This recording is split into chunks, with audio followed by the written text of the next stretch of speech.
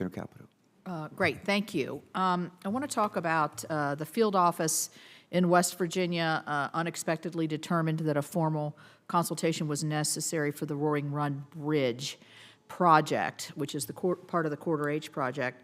But there's an issue here, and I think you're aware of it. In order to ensure that federal funding can still be spent on this project this year, this consultation needs to be completed by July. The field office and the regional staff, including Director Weber, have committed to making this a top priority, and I've been told that the Department of Highways and the field office had a very productive meeting last week. Director Williams, I'm just asking if you would commit to making this a priority, because if we don't get this done by July, it's going to be another year off.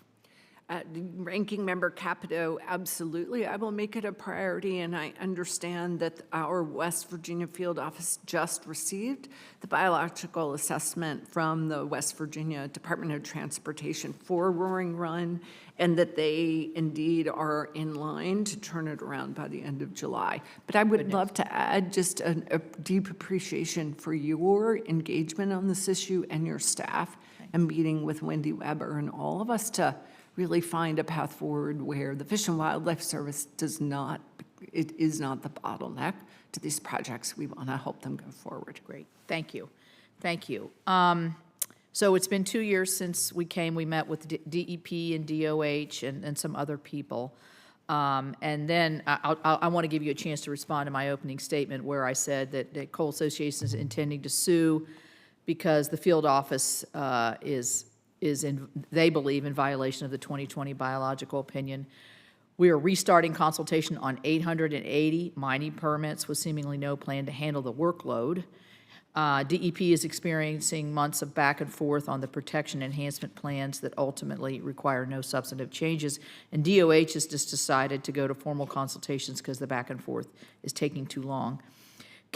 How do we resolve these challenges? And we still need to, I think, work on improvement. And what are we going to do about all these permits that are going to have to be relooked at? And you, as I mentioned in my opening statement, asking for information that goes well beyond what has been asked for in the past.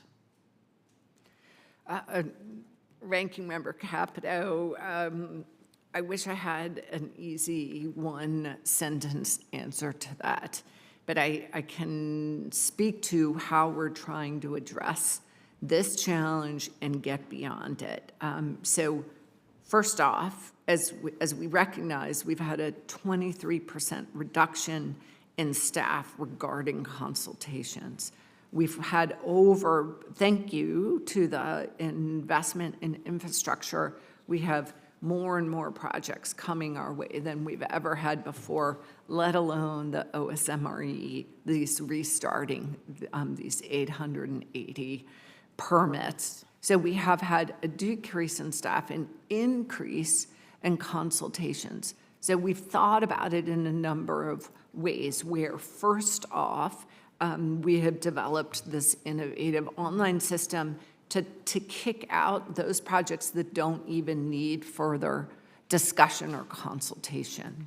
And then— Is that working now? That is working now and is only improving. 50% of the permits that are coming through that system are based in West Virginia. So it is working now. So is that of the 880 permits? That's not of the OSMRE permits. I can speak to, well, so first, if I can pull back and talk about how we're trying to address Section 7 consultations, where we had a decrease in capacity. We're requesting more capacity. Thank you for your leadership and others in the transfer authority, so we can be bringing in, as we have in the West Virginia field office, more staff. We have to do it more quickly. We have to be thinking forward and be prepared for the permits as they come in. We're being more efficient now in weeding out those projects that don't need formal consultation. We've had over 11,000 informal consultations, 1,000 formal consultations. So we're trying to, one step at a time, be more efficient and pay attention and move our resources to where we have those formal consultations. With that said, for the 880 permits from the litigation with OSMRE and the biological opinion, we are working diligently with our sister bureau, OSMRE. Wendy Weber is in constant contact with them. And as you mentioned, we at first had this template. We're working on a better template. I'm very interested in following up on where you think we have gone too far, and we can address those issues.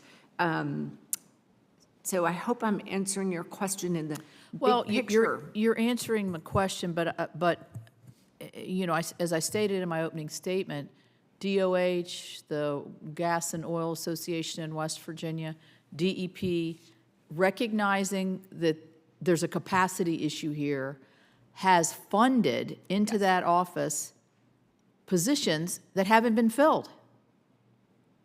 So if the argument is we don't have the money we don't have the people to do these processing, and you're given the money to do the processing, but you're not hiring the people.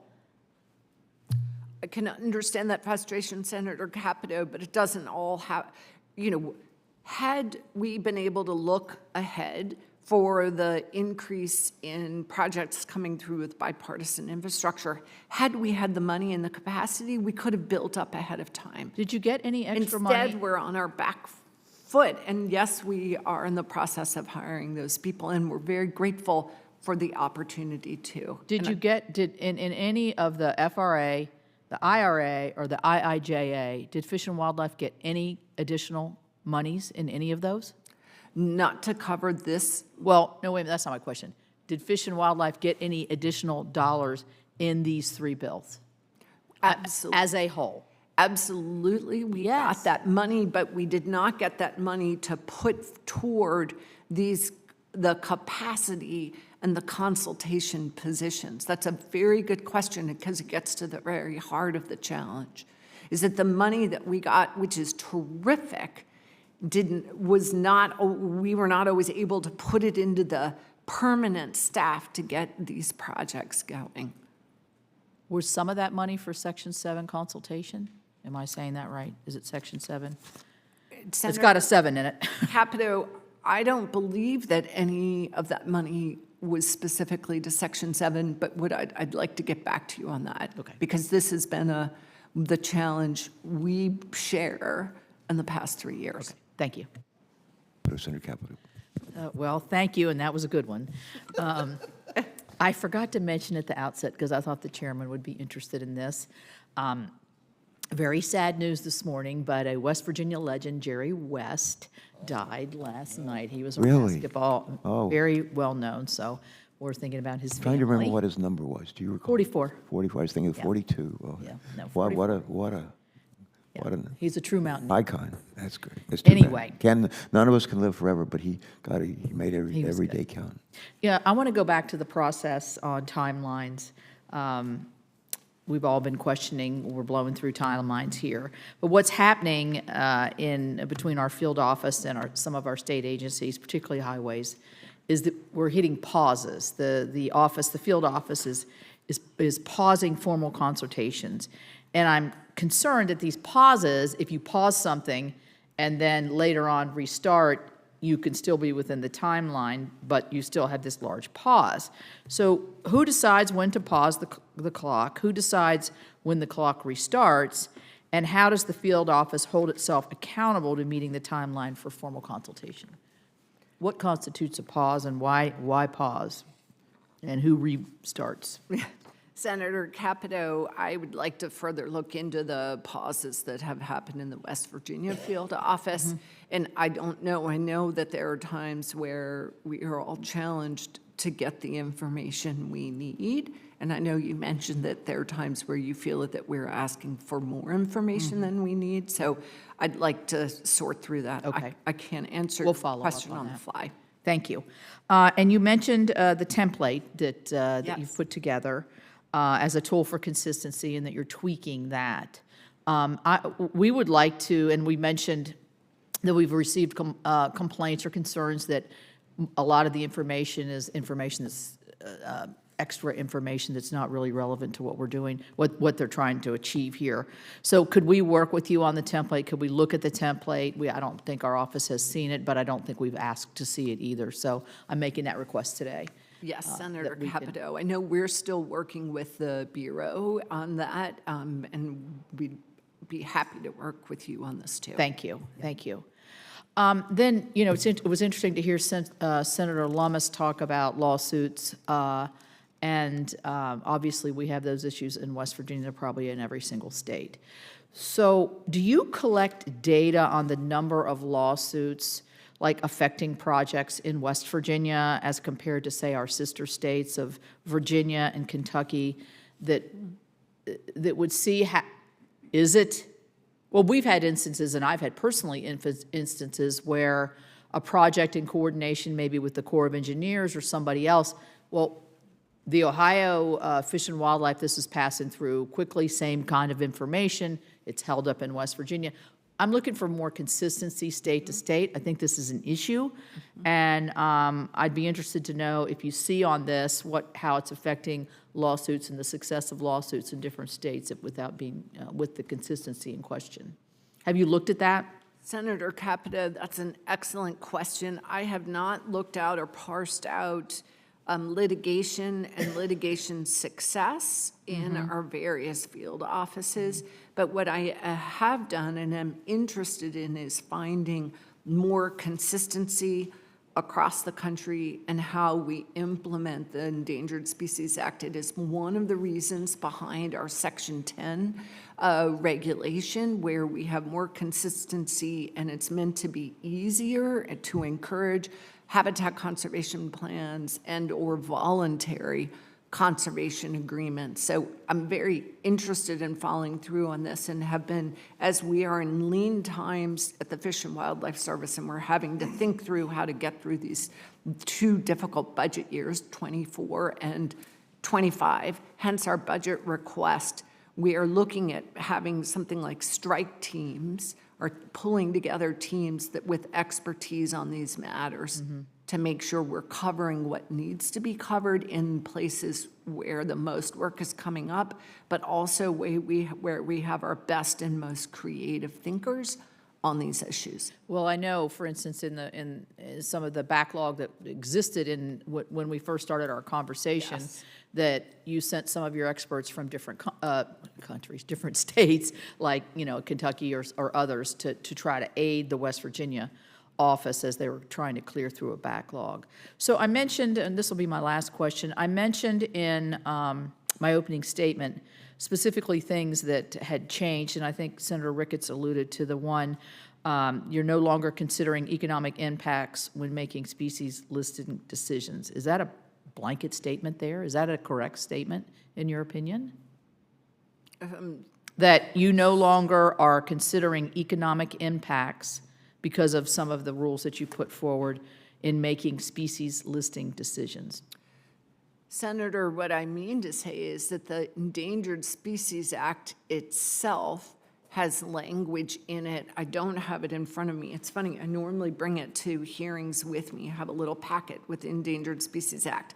It is my understanding that the language of the statute itself talks about not adding in economic impacts for Section 4 listing and delisting determinations. I will follow up on that with the exact language from the statute, but this is not just per regulation, it's how we interpret the Endangered Species Act itself. Okay, and then you removed language in Section 7 interagency coordination process that limits reviews to activities that are reasonably certain to occur. You took that out, which I think would allow for a wider berth of what you could predict could happen. Why did you do that? Senator Capito, that was really a policy decision also driven by our career staff on their expertise in Section 7 consultations. And that was not to make them less flexible, but it was to follow the processes that we have had in place. So it was bringing the proposed rules back into comport with what the Fish and Wildlife Service has done over the years. Well, my Our understanding standard was that practice. this was in your coordination process. It must have been within the body of language that was guiding these Section 7 reviews, and you took it out because you weren't doing that? Not at all, Senator Capito. I mean, this is, I know it's complicated. And I want to say this carefully, but I would say in the previous administration rules were in litigation, and we looked at them we made everybody mad with how we moved forward with the regulations, because we looked at them very carefully in concert with our solicitors to what we thought adhered to the Endangered Species Act and the science. Okay, thank you. I have to go to a Appropriations Committee, but thank you, Mr. Chairman, and thank you again for being here. And thanks again for the constant contact. We'll be with you. We'll be keeping that up. Thank you.